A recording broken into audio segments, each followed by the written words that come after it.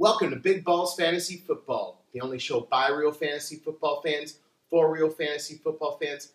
I'm your host, 20-year fantasy veteran and fan of the winning this week Chicago Bears, Greg Reifsteck. And I'm your co-host, Jenilee Borek, also a Chicago Bears fan and a 10-year fantasy veteran. And together we are the beauty and the beast of fantasy football experts. It takes Monday nights for us to win. For some reason, we can't win on Sundays anymore, but Monday nights, it took us to get back our Bears stuff on and a big victory. Yeah, and we've been playing really good in prime time this season, so it seems like when we've had a Sunday night or Monday night or Thursday night game, the team definitely shows up. So one player that definitely showed up was Alshon Jeffrey. Holy cow. Is this guy making circus catches this season or what? Absolutely, and we just need that. We need that number 2 receiver, that defenses have to account for outside of Brandon Marshall. And Marshall had a big game. He had 100 yards, no touchdown, but he did have a 2-point conversion. But it just, our offense was absolutely on fire. So, which was to be expected, I think, because Dallas's defense is pretty bad and our defense is pretty bad. So, McCown put up a whole ton of touchdowns again. My thinking, they keep saying, this week maybe we'll put Jay in. Oh, this week maybe we'll put Jay in. There's a lot of reports saying that they're just doing that on purpose. I think they're just sticking with the hot hand, and it's helping everybody fantasy-wise if they dare take him. But the problem is, I wanted to recommend him this week on my picks, but it's Tuesday, and we still don't know if he's playing this week. Yeah, and that's the hard part. I mean, he did have a great game, like you mentioned, 4 passing touchdowns and a rushing touchdown. So if you played him this week in fantasy, you probably he helped you get through your first round of playoffs. But I don't know, because I think that there's good chemistry now being developed with the offense with him in there, and so I do understand what you're saying about keeping McCown in there and not putting Cutler in, because Cutler's been out for a while. But if your starting quarterback is ready to come back, how do you tell him, no, we're just going to keep the backup in? And especially when he's playing, in a contract year, there's a lot of question marks there as well. So, and especially he was one of the reasons why Tresson said he wanted to come to the team. So I think we're going to have a little bit of a quarterback controversy. Yeah, and we have to win every game out. Our next game is against the Cleveland Browns, and we saw what they did to the Patriots this week in New England, and we have to play them in Cleveland. They held the Patriots scoreless through the whole first half of the game, and not many teams can do that defensively. So, this is not a game to walk in and just think, we can put up an easy 45 points on this defense. I don't think that's going to be the case. Right, and we're also not the comeback kids at all. The reason we won on Monday night against Dallas is because it was a little bit neck and neck, and then finally in the third, our defense found themselves somehow, and we pulled ahead.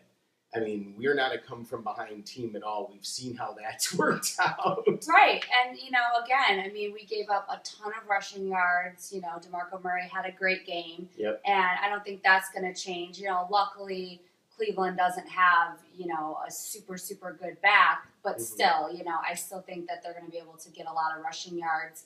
And our defense just did enough last night for us to be able to keep the lead and win, but it's going to be interesting from here on out. But, we beat the Cowboys, I guess, to help Philadelphia in a sense, because they helped us against the Lions. So it was payback, Yeah, but then in 2 weeks comes our pre-Christmas game against Philly, and I'll get into that on my picks. Not going to be pretty. Not going to be and again, that one's in Philadelphia. Right. So we're going to get to we'll get to that in Philadelphia and weather in a minute, but we have to dedicate this show to Mike Ditka. Finally, his number was retired. Good old number 89, the greatest coach in Bears history, next to Papa Bear Hallis, of course. Took us to our last Super Bowl win. not last Super Bowl win. You know, he's in the Hall of Fame, one of the greatest tight ends that ever played for our team. It was just really great watching his ceremony last night at halftime.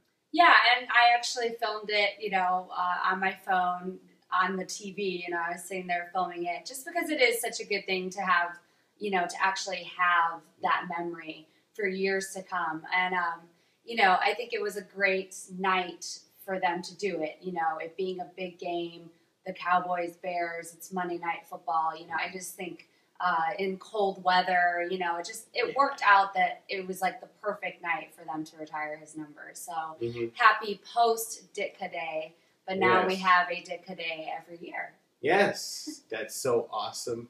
And I think it really pumped up our team.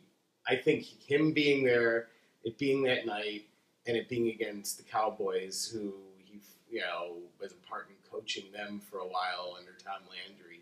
Just all that history was the perfect choice of a game. Just damn, it was like what 9 degrees at game time, and then it just dropped after that. Oh yeah, I mean, I think by the time the game started, the wind chill was actually like -5. I think the temperature might have been 1 degrees or something like that, but the wind chill was in the negative. You know, it was negative. So that game was definitely the coldest of the weekend. I think it's actually, because that's very cold weather for, you know, even December in Chicago. You usually don't get that weather until January, February. So I think it was probably one of the coldest games, you know, possibly in history. It's got to be up there. For the Bears. Oh, definitely, definitely. And so speaking of weather, we go from cold to not only cold, but severe snow. Waking up on Sunday, not having to watch the Bears and getting to turn on the TV and see the Eagles take on the Lions in 8 inches of snow was Christmas come early to me. That was some fun-ass football. Yeah, and there were so many snowy games. You know, that Baltimore-Minnesota game was in the snow. There was some snow in that Washington-Kansas City game. Yeah. So there were multiple games that there was snow. Of course, the Lions-Eagles had the most snow, and it was fun. And I think that's why, you know, the games ended up being pretty high scoring, which is surprising, you know, for that many games being in snow. But I think it let up a little bit in that Eagles game in the second half. And that's why, you know, the Eagles were able to get going. Detroit never really got going. But that first half, it was like neither team could do anything because it was just coming down, you know, nonstop. And when I saw that, the factor is when it comes to fantasy, you need to plan for these things. You need a contingency plan. That's why going into the playoffs, you need a deep bench because everybody, you know, of course, had Megatron in and had Stafford in, and they're just ready to watch him ball out. And then they turn on and go, 8 inches of snow. Uh-oh. Cold ball. Uh-oh. You're not going to get the points you're going to get, and nobody did in that game on the Lions side of the ball. Now on the Philly side of the ball, Nick Foles is looking a little crappy. I have him in 2 of my leagues. He was playing in my playoffs in 2 of them. He finally, in the second half, got it together. And then, as I'll talk about in my picks, LeSean McCoy just balled the hell out like there's no tomorrow. And even broke a record. So I think the teams, they needed to figure it out. This is the first time it's really been severe weather. And in the first half, it's sluggish. But I think their coaches figure out this is what we're going to do. And it's really hard to tackle people in the snow. Yeah, absolutely. And like you said, you know, Nick Foles finally, like, turned it on. He was one of my picks last week. I think he got around, like, 20, 21 fantasy points, depending on your league. Yeah. So, and like I say, that should be enough. If your quarterback is getting you 20 or a little more, that should be enough for your team to win if you have good running backs, wide receivers, you know, tight end defense, all of that stuff. So if you have a good team, you shouldn't need 40 points out of your quarterback every week. It's great when they get it those weeks. But, you know, you shouldn't be needing to count on that. But Stafford had a terrible game. Of course, Megatron was one of my picks. He had a terrible game. And that's the thing, you know, we can look at the forecasts and try to see, you know, it's like when we do this show, but you never really know till game day. So, you know, you have to look at the weather. And, of course, this week I'm giving some picks that are either indoor picks or in better weather. You know, because of that factor, because we have no idea, you know, come this Sunday what it's going to be like on the East Coast, Midwest. Yeah, because it's just been, we're in LA. What's the temperature out today? Yeah, it's been cold here. I mean, we've been colder than normal. So yeah, we had a lot of fans from the Tin Horn, I know, go back to the Soldier Field, and man, I'm sure they're freezing their asses off. But they got to see a good game, so yeah, I'm a little jealous, just a little jealous. My body's not jealous, but my mind is definitely jealous. So coming up, we're going to have our picks, but keep going to our hub, bigballsfantasyfootball.com. Make sure you go there and catch all of our social media, and we'll tell you more about that later in the show also. But are you ready with your picks? Yeah, let's get into it. I have 3 real men, and they should be fun to watch, hopefully go off this week. In domes or nice weather. Stay tuned. I need a real man. Have you seen him? So we are in week 15 here at Big Balls Fantasy Football, and I have more real men, as I do every week for everyone, to help you go through that next level of your playoffs. Now, I got kicked out in one level of my playoffs this week. I was really mad. I made like 2 bad choices, but the other one I'm on the second level, and then another league I'm starting this week. So I still have 2 leagues that I am in it. So let's get right down to it. My first pick is running back Alfred Morris. Now, I know he hasn't done what everyone had really hoped he had done this season, but he has still been very good. He has over 1,000 rushing yards already this season on the ground, and he has 6 touchdowns. So Washington's been pretty bad, but he still is getting it done in some games. Now, they play Atlanta this week, which is ranked 30th against the run. Not that this game is going to be the most exciting. The Redskins have been sucking it. Atlanta, we know, has just totally blown their season. So it might not be much of a game to watch unless you're watching for those fantasy points. And I think he can get you some this week. Eddie Lacy had 65 yards and a touchdown against Atlanta last week. CJ Spiller actually had 149 yards and a touchdown against them in week 13. And we know that Spiller's been struggling, so he went off on Atlanta in week 13. And Pierre Thomas had 73 yards in week 12 against them. So again, they are not doing very good against any of these running backs. And Pierre Thomas and CJ Spiller are just type of running backs. So Alfred Morris should be able to do very good. And the last point I really want to stress is that they are playing in Atlanta, so he gets to run on turf, play indoors. You're not going to have to worry about weather, and he should be good to get in your lineup this week to help you through the playoffs. My second pick for everyone this week is San Francisco's defense. If you have San Francisco's defense, you have to get them in your lineup. This week they do have a pretty good matchup, so I don't know why you'd ever sit them, like I say, but definitely get them in your lineup. They are ranked 4th overall in total defense, so of course they are up there as was expected for this season for them. And Tampa Bay's offense ranks 31st in the league. They are not doing that good. They're only scoring about 18.8 points per game, so they're not even hitting the 20-point per game mark, even though they've been winning over the last few games. And San Francisco has 32 sacks on the season. You have to remember, Mike Glennon is a rookie quarterback, and he hasn't been playing bad. He's been playing pretty good. But if he starts to feel that pressure and they start sacking him a little bit, I think he's going to start making some mistakes. Now, they do play in Tampa Bay, so again, you shouldn't have to worry about the weather too much there. That should be a good thing. And last, I think that San Francisco has to rely on their defense. I mean, we saw it in the Seattle game. San Francisco's offense just is not getting going. They're not producing like they should this season. So if they don't rely on their defense, they could really slip up and Tampa Bay could start scoring. So this defense is going to be what has to hold them in the game so that they can win this one. And they definitely need a win down there in Tampa Bay. So go ahead, get their defense in your lineup. You're going to get some fantasy points, probably a couple turnovers. Glennon will make a couple mistakes, some sacks, and maybe even a pick six. And my last pick for this week is wide receiver Dwayne Bowe. Now, I know I have him in a league, and he has been up and down this season. And most of the time, he's been sitting on my bench. But this is the league that I'm starting the playoffs this week, and I'm going to start him. He has a good matchup against Oakland, and he's been doing a little bit better over the last few weeks. He still has the dropsies a little bit, so that does concern me. But he has had a touchdown in 3 of the last 4 games. So he is finding the end zone, which is definitely what you need when you're in your fantasy playoffs. Now, Oakland gives up an average of 185 receiving yards per game. So hopefully Alex Smith will be able to find him a lot, and he can, again, get in the end zone once, maybe twice if we're lucky, because I have him, so I'm hoping for that.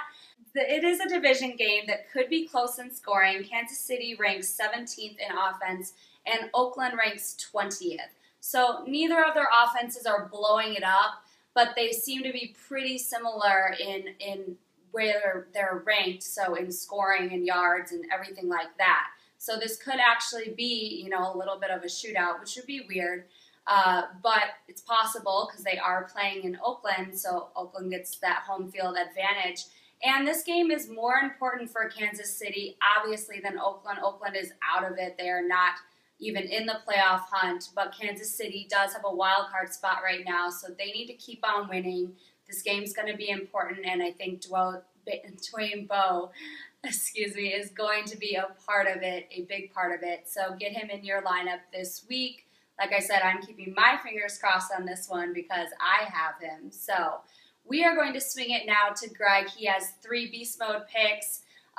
You know, again, I'm hoping my picks do better than they did last week, but the weather was a lot of that issue. And I know that Greg has 3 good picks that are solid for everyone this week. So let's take it to Greg.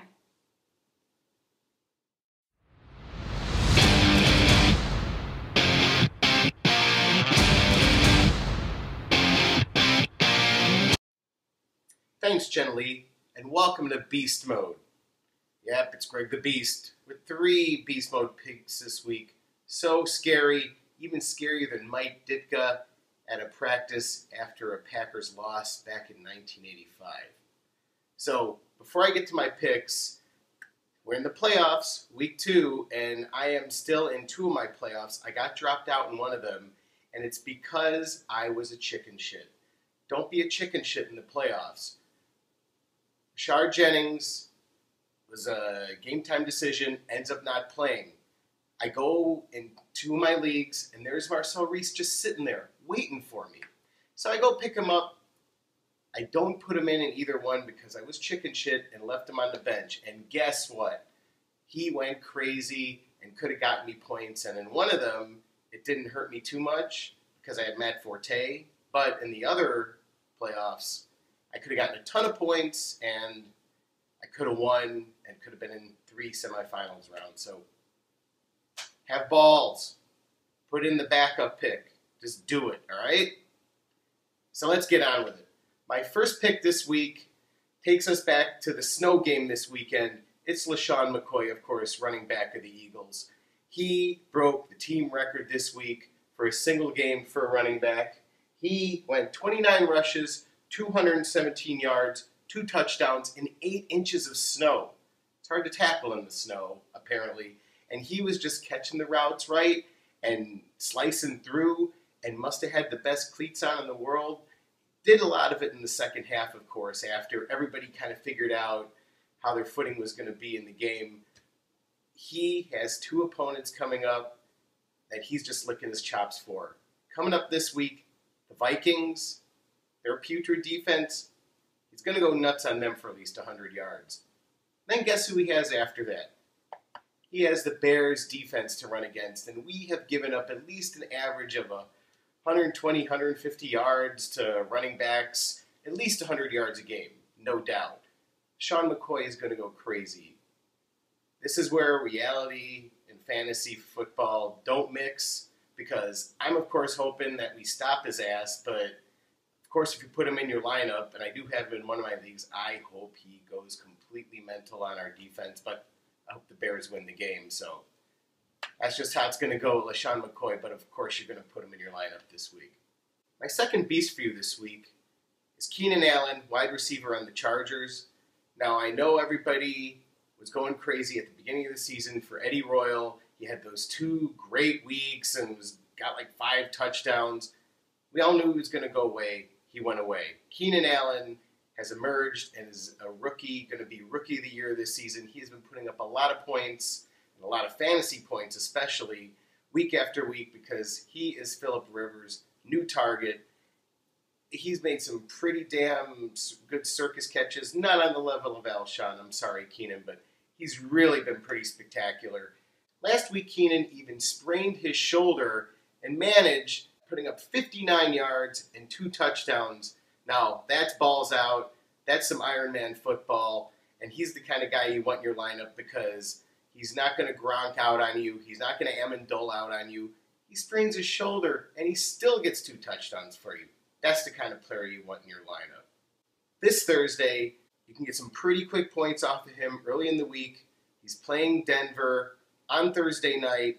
And even though Denver, I know, Super Bowl caliber team, Peyton Manning, but their defense that was supposed to be pretty solid hasn't really been doing the job, and they've been giving up a lot of points, and they've either been having to play catch up or keep up, and Keenan Allen is definitely, I guarantee, is going to get 100 yards and at least a touchdown for you this week.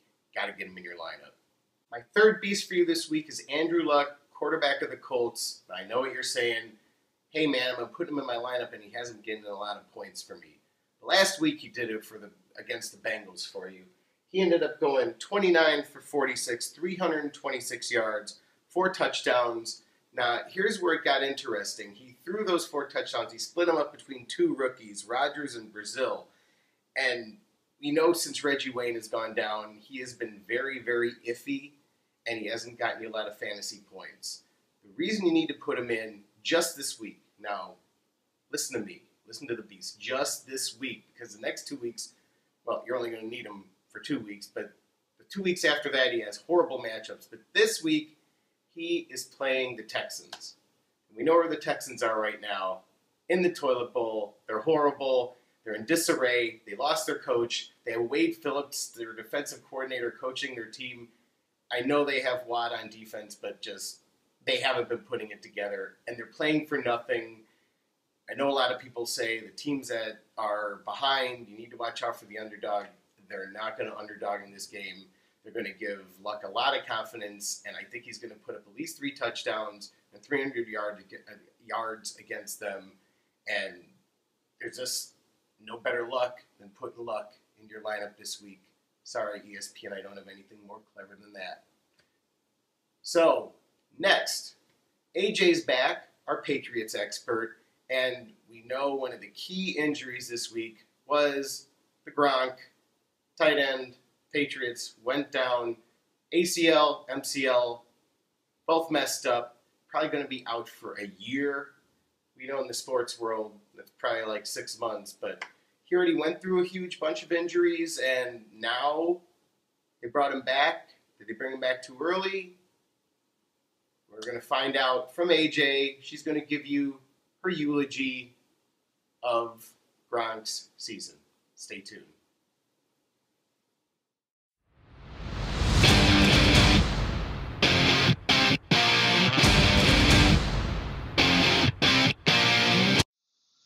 I'm AJ Lawrence, and I had the good fortune to know Robert James Gronkowski for 7 games this season. You know, no fantasy football player should ever come into a season and have to bury one of their best players more than halfway through. You know, Robert was only with us for 7 games. The first 6, New England Patriots went 5-1 without him.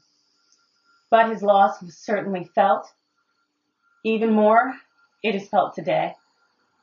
He is out now because of his torn MCL and ACL. We don't necessarily know when he's going to come back, if he's going to have an Adrian Peterson type recovery. That's not something we can forecast.